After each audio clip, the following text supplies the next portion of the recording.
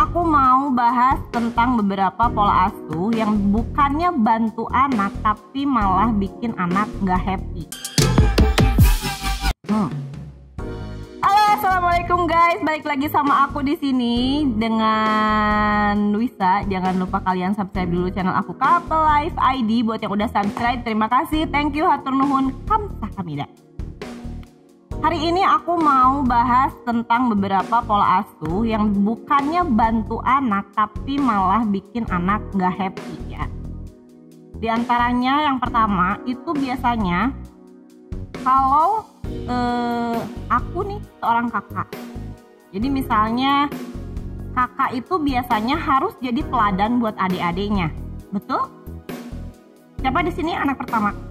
Ya, Bu. Maaf ya, aku lagi agak nggak enak tenggorokan nih. Jadi biasanya itu orang tua selalu meminta si anak sulung untuk menjadi teladan buat adik-adiknya. Ya kayak begitu, betul apa betul? Misalnya kakak, kamu harus jadi contoh yang baik buat adik kamu. Atau misalnya kakak, makan yang bener, nanti adik kamu ngikutin. Sebenarnya kan anak itu nggak bisa milih dia mau lahir untuk jadi anak pertama, atau mau jadi anak kedua, atau anak ketiga, atau anak ke-12. Mereka tuh nggak bisa pilih sebenarnya. Justru si orang tua itu yang harus bisa memberikan pola asuh ke anak itu. Jangan sampai si kakak ini jadi beban gitu loh. Dia tuh punya beban di dalam dirinya bahwa oh, gue tuh harus kayak gini karena nanti adik-adik gue bakalan ngikutin gue. Jangan sampai kayak gitu ya. Jadi aku pun sebagai orang tua sebenarnya kadang-kadang masih ada sih suka kayak gitu.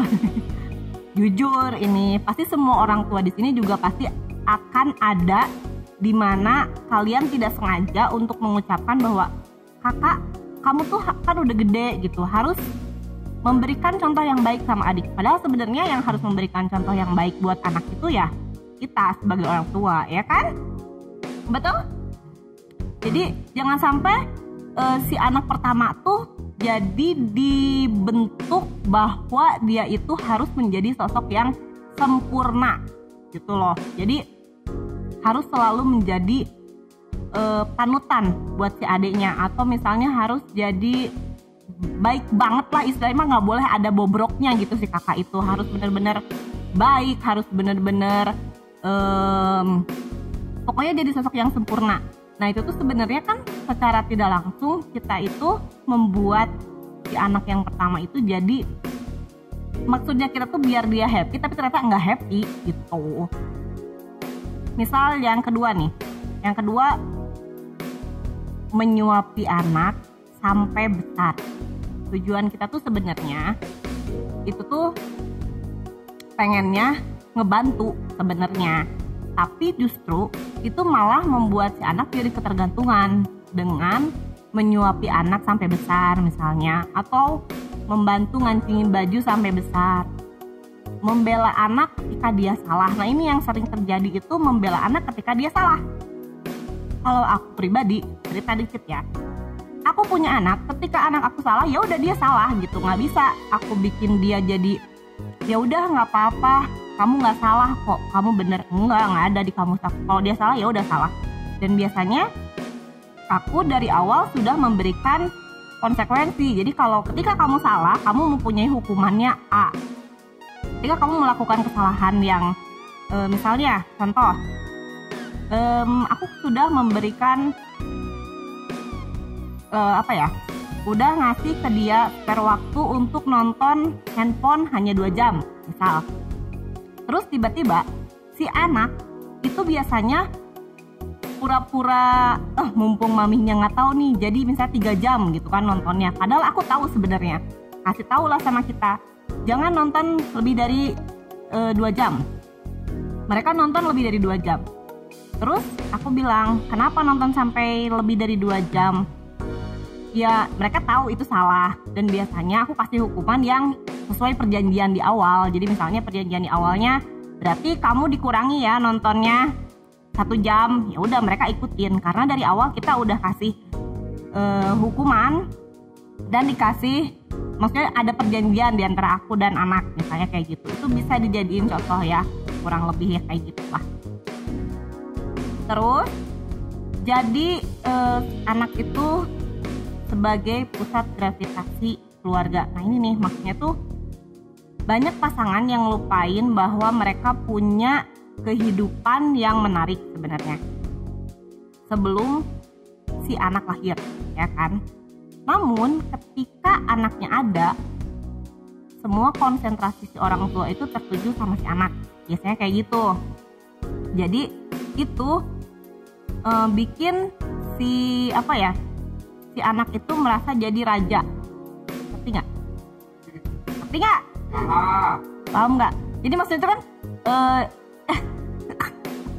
maaf guys, misalnya si anak itu kita punya planning nih sama suami misalnya, kita udah punya rencana, tahu-tahu kita punya anak nih, anak pertama. Biasanya anak pertama kan berusaha jadi, kalau cewek berusaha jadi ratu ya di rumah, kalau anak cowok berusaha jadi raja di rumah. Anak pertama biasanya ya, anak saya juga sama, yang pertama berusaha jadi ratu banget di rumah, jadi emaknya tuh berusaha jadi saingan gitu di rumahnya. Jadi itu nggak heran karena si anak itu kalau misalnya kitanya anak itu kan akan merasa dia menjadi raja karena didikan orang tuanya juga. Misalnya orang tuanya membiarkan sampai besar seperti itu biasanya nanti si anak itu bakal jadi anak yang egois. Karena itu dia sama orang tuanya udah dididik, kamu gimana sih?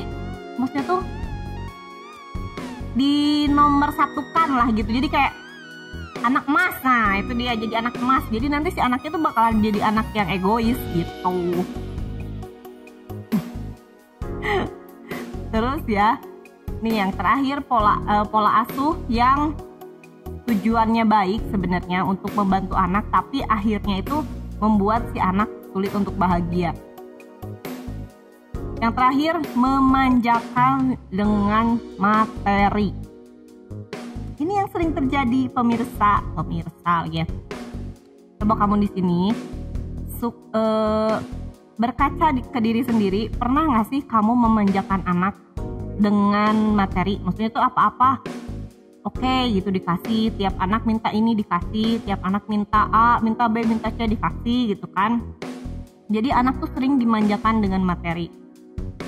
Padahal yang si anak butuhkan itu bukan materinya, tapi sebenarnya kasih sayangnya gitu. Dan biasanya tuh jadi salah berasumsi si anaknya biasanya. Jadi menjadikan kesempatan untuk meminta sesuatu.